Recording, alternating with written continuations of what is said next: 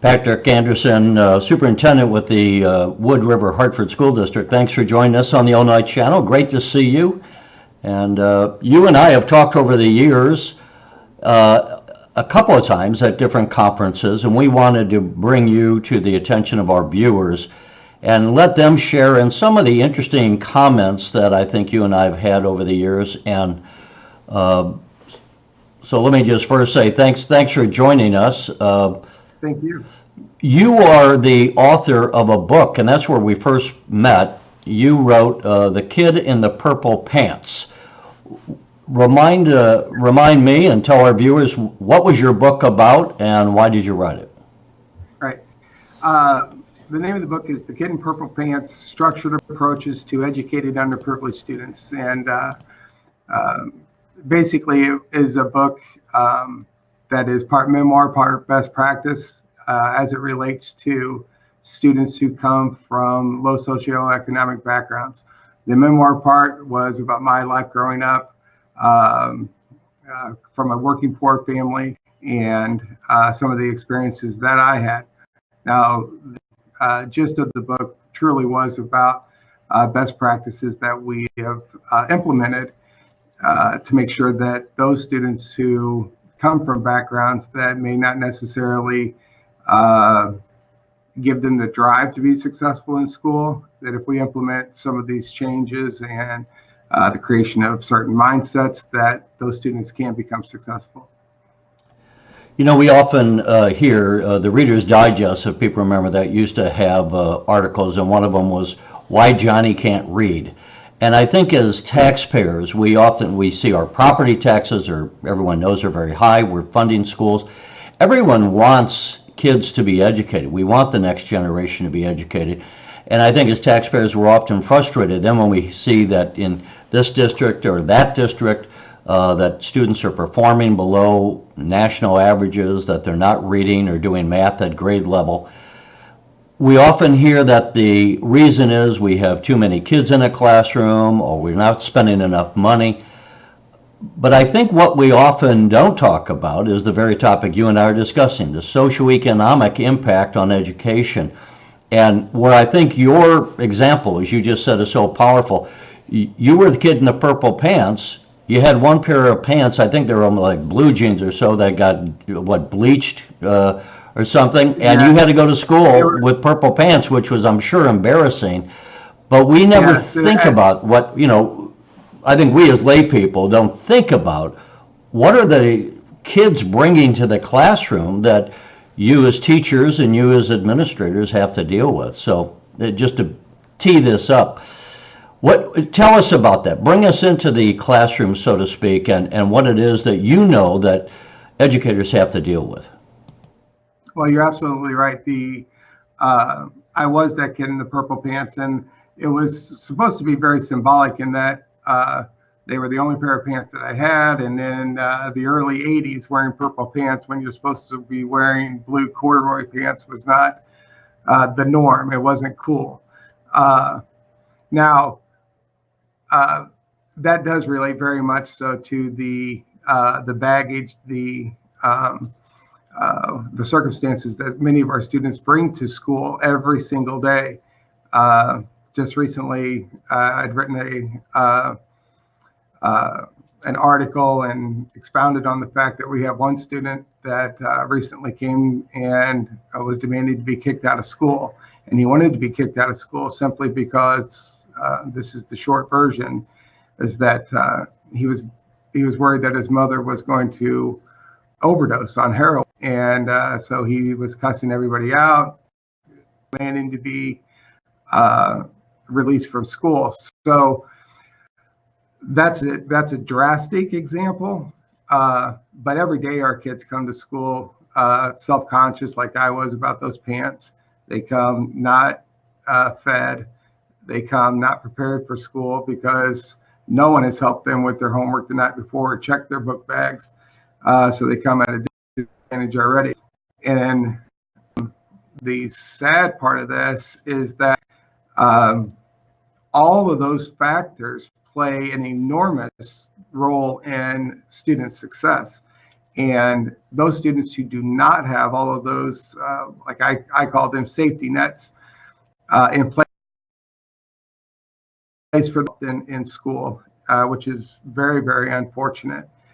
We see it every single day. 80% of our students here at Wood Hartford School District are free or reduced lunch, and or the other 20%, for the most part, come from working poor families where both parents are working. There's not that that time and devotion to education that so many other students might get. That's what we get here, and it's actually I go all across Illinois speaking on helping these students. We are not the exception. This is the norm in Illinois right now. That's what these kids come with, so much baggage that they're not necessarily 100% ready to learn when they get here every day. Unlike my own children, I use them as an example all the time. They were ready to go to school every day. They had the safety nets. They had the extended family. They had the educated mother. The daddy tried at least, and made education a priority for them, and knew that they had to have the right mindset to be successful in school. So we don't want to be making excuses. That's not the reason. We're not saying these poor kids, literally poor kids, bring a lot of baggage, and therefore, as educators, you're washing your hands of them and saying, what can we do? That's not the point of this conversation. No. You're not an excuse maker. You're someone that says, this is a reality, but we can still educate these kids. And let's just, by the way, you have siblings, right? How many in your family? There were 5 in my family. I have 2 older brothers, a younger sister, and a younger brother, and I was the middle child. Yeah. So you came. I mean, this is what you bring to the table. You bring an understanding when you're dealing with these kids, because you've been there, done that. Right. You were that kid, and so you get it. Let's just share for a moment the success of your family, not just from a bragging standpoint, but from the fact is you and your family, your siblings, achieved what we want students to achieve, right? Yes. Now, I will be quite honest with you. I did not have the hurdles that many of our students face now. I was extremely fortunate. My ACE score, my adverse childhood experience score, on a scale of 1 to 10, if you know anything about that, basically it's a scale of being able to determine how much trauma you've experienced as a child. I might have a ACE score of 1 simply because there were times that I was worried economically about money in my family, maybe not having enough, but there was no abuse. There was no, I never went hungry. My parents stayed together. We were extremely fortunate. But just the sole fact of being poor did have an influence because of some of the experiences that we had.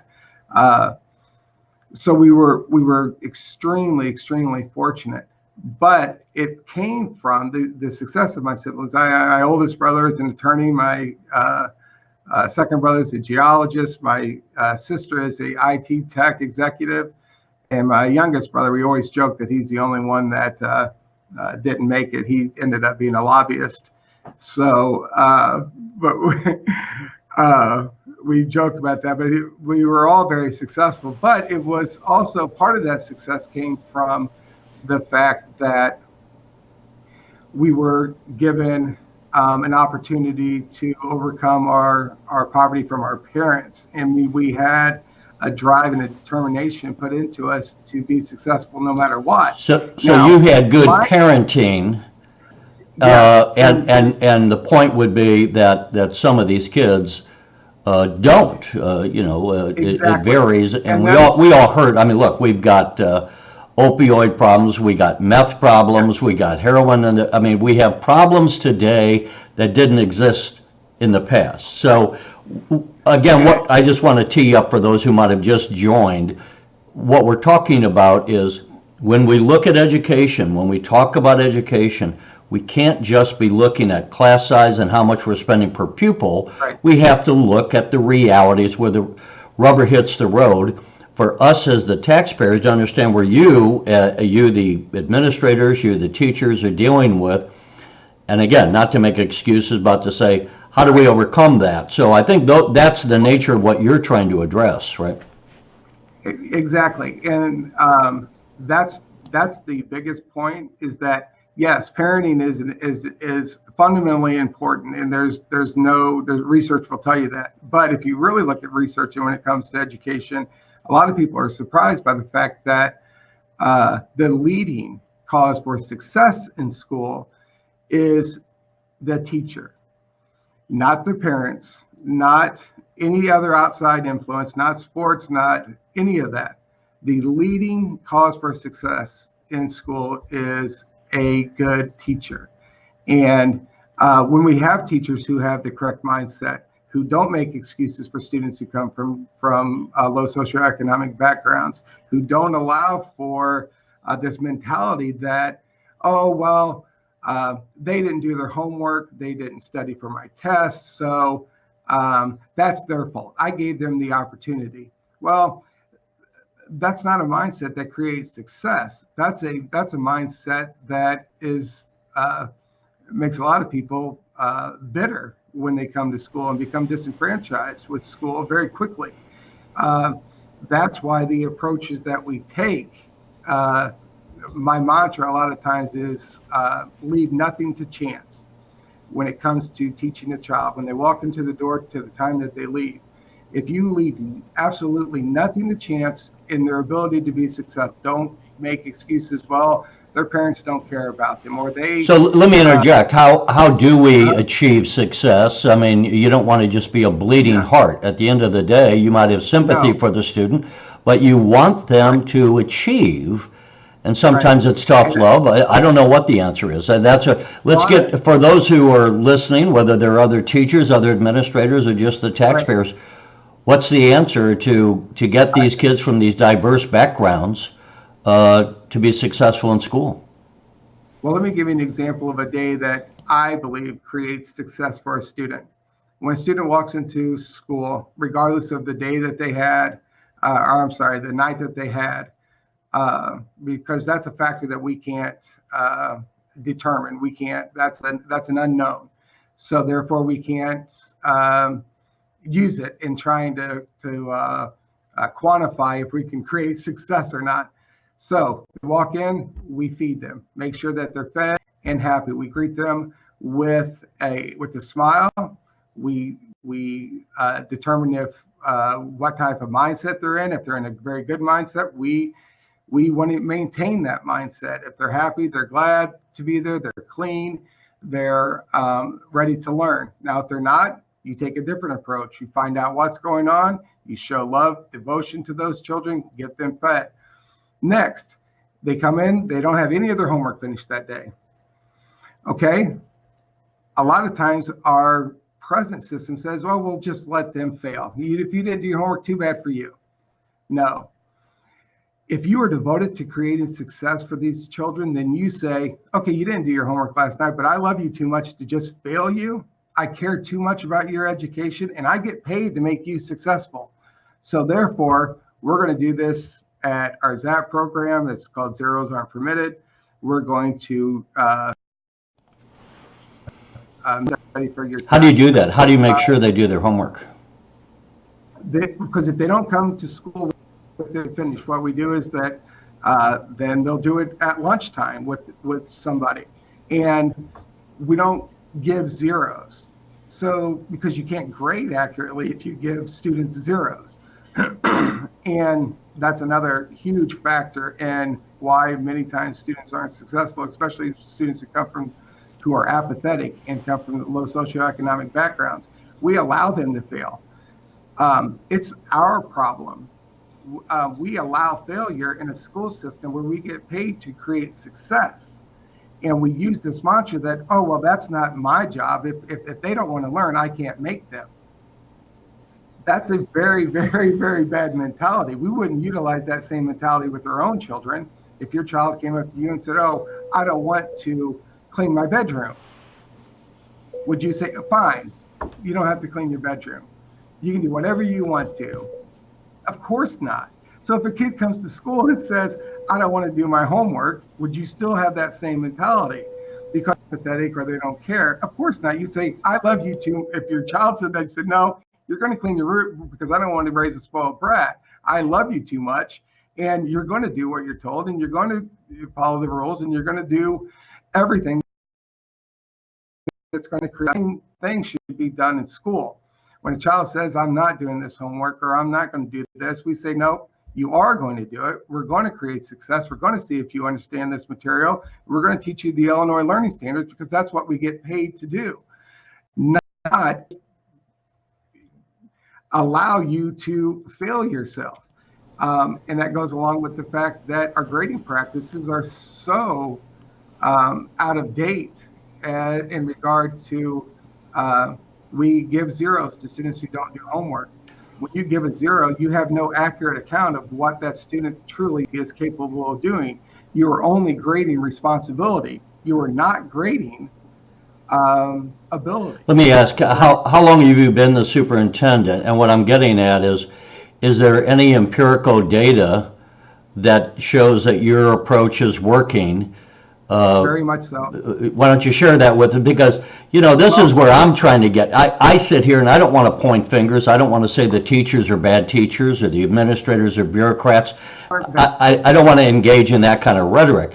But I'm looking for answers, and often people, over the years, I just don't find answers. I do often find people saying, "How can I teach a kid who's, come from such a poor family?" Which, I don't know the answer to that. But that's why I wanted to specifically talk to you, not only because this is not something that you just came up with as a PhD dissertation. Right. This is something that you live and know. You got the emotional calluses from your own childhood, and I think you really bring a lot of credibility to this topic.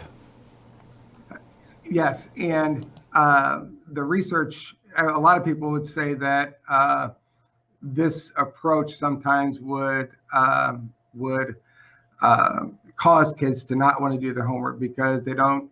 It's a long system, but yes, there is research. Students who come to school who don't do their homework, they're not going to all of a sudden not do their homework because you have a zeros aren't permitted program in place.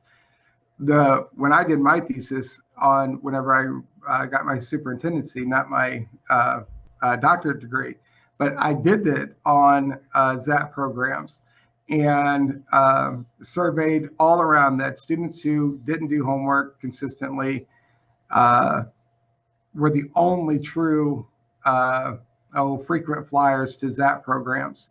Like my own children, my daughter would have never, regardless if she was going to get a free pass for not doing her homework one day, she would have never, ever exercised that because that's just not who she was. She wasn't an apathetic student. She didn't need to be forced to do her homework. The approach that we take, that we are responsible for creating success. So when we show that we're responsible for that, then we can't allow anyone to go without proving that they know the material or don't know the material. And that's what I mean when it comes to poor children. A lot of times you can't flunk the apathy out of a student, and you can't give zeros to a student so much that all of a sudden they're going to change. So the example I always use is that if you tell a child, "Well, I'm going to keep flunking you," and they say, and they're apathetic, they'll say, "Okay, well, let's just quit all this talk and just go ahead and fill in all zeros for me and flunk me because I don't care." The only way to change that mindset is to create success with these students. So you give them the opportunity. My favorite story from the book is the story of Daniel. Daniel was a student who never had success. And then when we implemented these, looked at his report card, and he finally said, after all that, he had no excuses to for failure because we forced him to do his homework. We kept him fed. We gave him after school tutoring and all of these things. He finally said, this is the first time in my entire life that I haven't flunked a subject. And then he looked at his report card again and he made the comment that maybe I'm not stupid. It was the first time in his entire life, he was 14 years old. It was the first time in his entire life that he had had success. And the only reason he had success in school was because he was forced to be successful. We didn't give him a easy out to not realize that he had potential. Now, it's very hard to do this because a lot of times teachers want to grade responsibility. They want to grade all of those other factors that do not play into whether or not a child is learning, if that makes sense. I can expound on that if you want, but well, let me say this because time is always the enemy. You're just trying to get to. Yeah, I want people to know. So, where I asked, is there empirical data? Is this working? Yes. Has in your district, have your test scores gone up? If that's the right measurement, sometimes people say that's the wrong measurement. But are you seeing results? One, two. Are you getting any buy-in from the teachers? Is there pushback from teachers on the approach? And if you are having success, is this something that you think would work in other districts around the state? And I do this a lot around the state. I go and I do speaking engagements and I work in our workshop with school districts all across Illinois. Before we get that, can we just specifically, what results are you getting? How do we know that what you're saying is working? The results that we get are that we don't have students failing grades, like flunking, because that's another thing. We can flunk students to learn something that they didn't get before. Whether if they didn't do it the first year, they're not going to do it the second year. So it keeps our retention rates are zero. We don't have to retain because our students do their work, and we have proof that they know how to do their work. Yes, it is working, and it does create success because it's a pretty simple concept if you think about it. If you do not allow students to fail, if you do not allow them to not do their best, then there's no way they can fail. What it also does is this. Oftentimes we find that by implementing something like this, we truly find if a student is having difficult time learning, if they're slow learning, if they have a cognitive delay, if they need extra help, if they may potentially need special ed services. Without doing this, without fidelity in your data collection and your grading practices, you can never achieve this because you really don't know. You're better off guessing, I say, often at a child's ability if you allow giving zeros, especially to poor children. This mostly relates to those children who are apathetic, and a lot of times our most apathetic students are those students who don't have a drive, and that come from homes with socioeconomic difficulties. So yeah, I mean, some of these students are children of, in many cases, or maybe most cases, parents who were not good students, who never bought into educational achievement.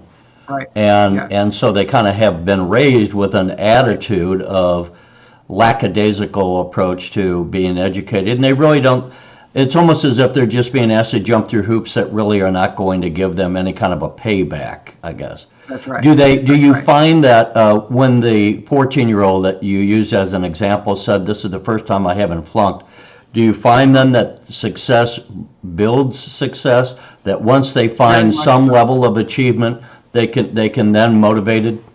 And address too, if you would, to what extent do the teachers in the district, have they accepted this, or have they fought you on the approach? Because I can imagine if you're in a classroom as a teacher, and my brother used to teach in North St. Louis, which is a socially economic challenged area.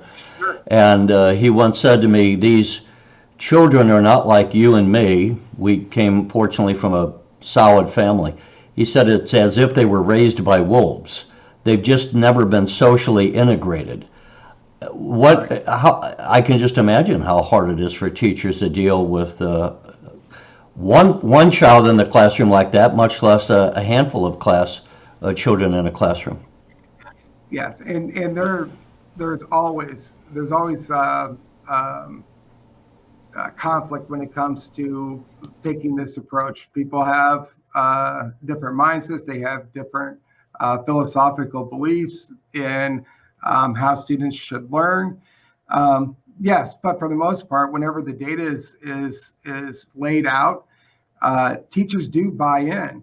The best example I can give is that I often give an example when I speak that we will say that a child flunked a quiz or a homework assignment. Say that they have 0 out of 10 points on this assignment.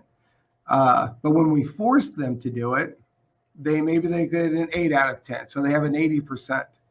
Now, before then, if we didn't do this, right, if we didn't mandate that these children who are apathetic do their homework, we'd give them an F on that assignment. And we would tell their parents they had no knowledge of what was going on in that math quiz or that literature assignment or science assignment.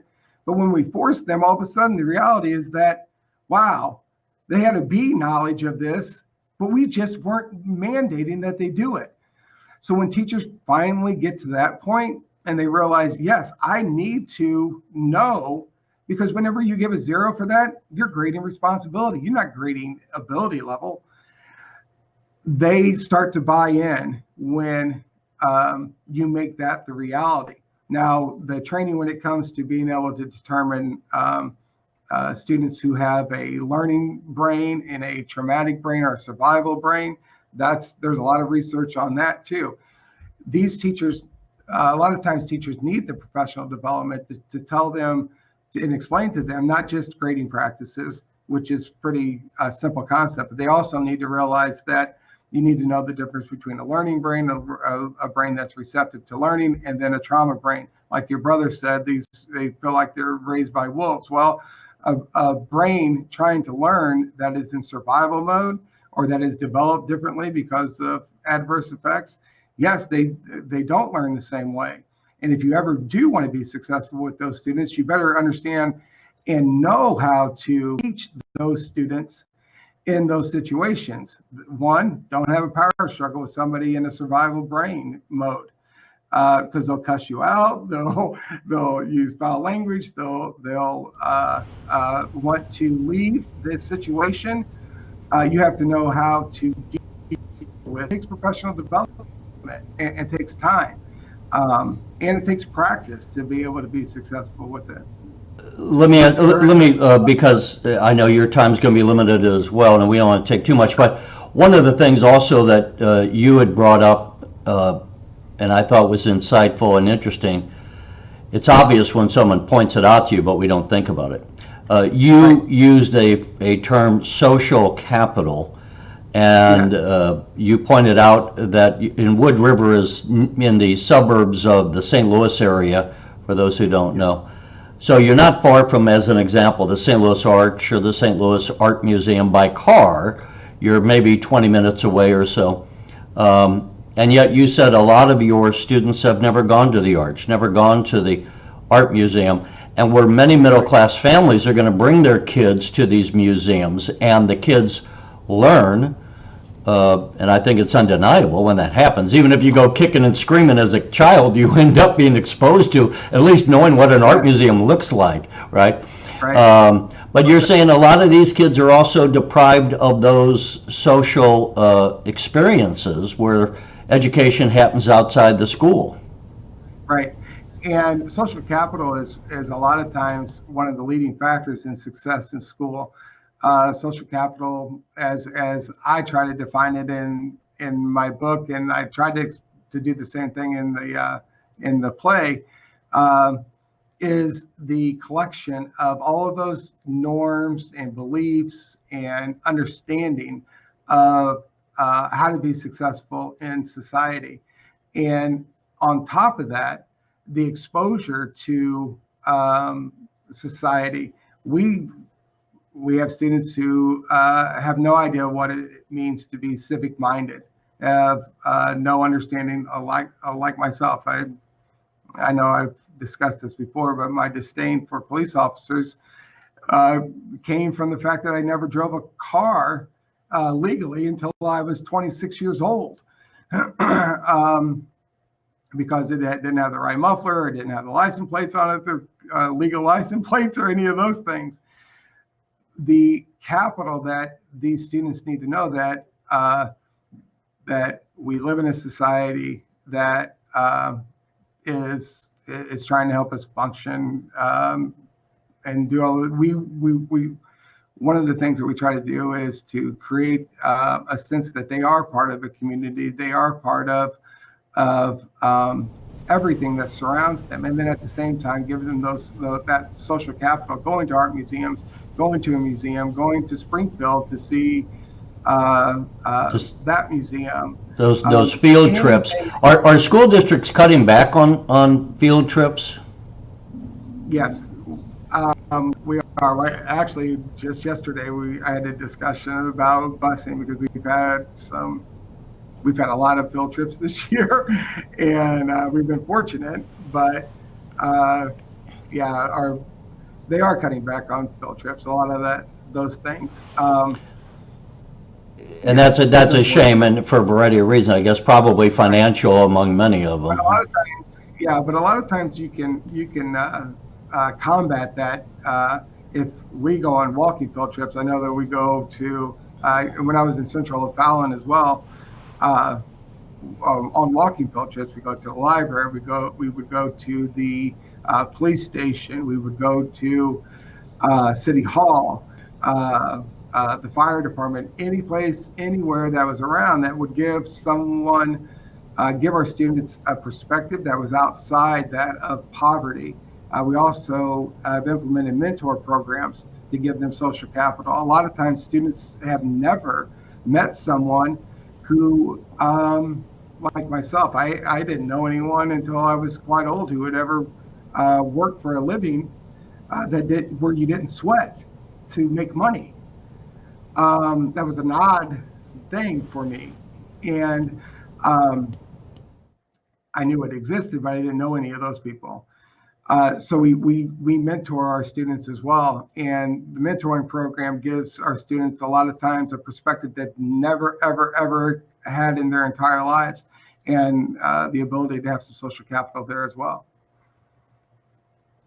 Before we wrap up, so you had The Kid in the Purple Pants. That's been out for a number of years, and I guess people can find that on Amazon if they want to buy that or other place. Yes. And you said you had a new book, did you say?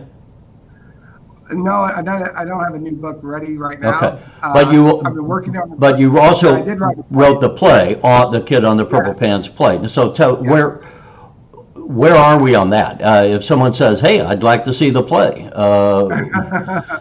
well, right now it was actually produced at Alton Little Theater at the end of September. It was a great experience because the name of the play is School Secrets, and of course it's a dramatic comedy based on the fact that interwoven within that are all the experiences and nuances of school. And it was to actually put a face to the situations. The Daniel situation that I just talked about is in that play. And someone plays you, I imagine, huh? Yes, yeah, they did. They did a good job. They weren't. I wish I was as good of an actor as he is. He did a phenomenal job. Did any of your students then? Did the students go and see this play? And if they did, what kind of reaction did they have? Well, it's funny is that we did have a lot of students who were able to attend. It was more so of a there was some strong language in it because it was trying to be realistic. So it was more of a high school thing. But we did have high school students, and the best comment out of everyone was a 16-year-old boy who said, Dr. Anderson, thank you for doing this. I think teachers care about me, but maybe they don't know how to care about me.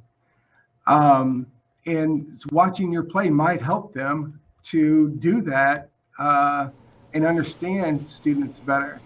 By far the greatest compliment I had gotten, and made writing and researching the play and formatting the play worth it. Let me say this, just in closing, we can't, when one gets into education, you can get into week-long seminars. I mean, it's like layers of an onion, so we can't go to every place we might want to. We can look to revisit you from time to time. But I think the points that we covered here are important for those who listen and want to maybe listen to this a couple of times, that there is a way to deal, we have to as a society, with all the socioeconomic problems that are faced. And we look back over the last 100 years. We went through the Great Depression. There were many times where people, it's not like everyone was just living in homogeneous middle-class families like the Ozzie and Harriet world, or Leave It to Beaver. There's many times where there was problems. Obviously, divorce is more prevalent. Even before there was not divorce, you still had people who were fighting at home and dealing with issues. But by and large, we were educated. So I just think the thing is, for both the taxpayers, the lawmakers, and everyone that deals with education, is to say, yes, we're going to be dealing with these social problems in school, but that's not a reason to shrug our shoulders and say, what can we do? There are answers, there are approaches, and we have to see what works. And then let me ask, maybe in closing, maybe this is too big of a question, are there other changes we need? And I'm not proposing, I'm just asking. Do we need to make it easier to get rid of a teacher that's just a bad teacher? Do we need to have it easier to, should there be an alternative for those students who just are not going to follow the program, to put them in some other program where they're not going to be disruptive to the whole class? Are any of those type of approaches needed? Well, alternative placements sometimes are needed in some cases, but a lot of times, if your teachers are trained properly, that's not something that's needed, because they know how to deal with these students who are coming to school with all of these issues, and find a way to be successful still. One point that I always make, and if you're talking about now the Teachers Go and the para system and all of that, evaluations and stuff, that's a huge can of worms that can be talked about. But the one thing that I always try to stress, and address this to the lawmakers and the taxpayers and anyone who is a stakeholder in education, is that one of the most important things that we must do if we want to create success is to create an environment where students can be successful. And fundamentally, that comes from teachers who have the proper training, the school districts that have the right resources as it relates to social workers and school psychologists and things of that nature. I always say that a student will not learn until they're ready to learn, and we have to create an environment where that's practical. So that's the non-political answer, maybe. But I mean, I think maybe that's something important. I'll just close out. I about 20 years ago, I did a story on Lincoln's Challenge. I don't know if you're familiar with that, but it was run at Rantoul Air Force Base. It was almost like a boot camp, a military boot camp, and a lot of the students were coming from the Chicago area. Very poor economic conditions, but they were given discipline. So they had to get up early, shine their shoes, say yes sir, no sir. They would march, but they would edge. But when they went home after about 6 weeks, they had a mentor for about a year. it seemed very impressive. I don't know what the evidence is long-term on that. But many of the students were saying just that they wanted discipline in their life. They wanted structure in their life. They knew it was lacking, and they didn't know how to give that to themselves, how to structure their own life. So they wanted an outside intervention, so to speak. And I think what you're saying is maybe somewhere in between that it's not quite as dramatic as the Lincoln's Challenge approach, but on the other hand, it is But it sounds structured. like that Lincoln's Challenge, that Lincoln's Challenge approach sounds very much so like creating an environment for those students that gave them success. Because I'm sure the fact that you said that they had a mentor for afterwards, after this, it wasn't just, here it is, now leave, you're all fixed. It's a process. And that lasted for about a year, by the way. Yes, well, that's that great. mentoring program. Patrick Anderson, we appreciate the time and we appreciate you sharing your insights. And it's good to be reminded that those who are in the school, for whenever times you're just thought of as being an overpaid bureaucrat, that we can appreciate that you bring a lot of heart to the job, and appreciate that. I appreciate that. Thank you very much. Thank you so much. Thanks for watching, and if you haven't already, please consider subscribing to our channel. And while you're at it, please leave us a comment. Thank you for watching.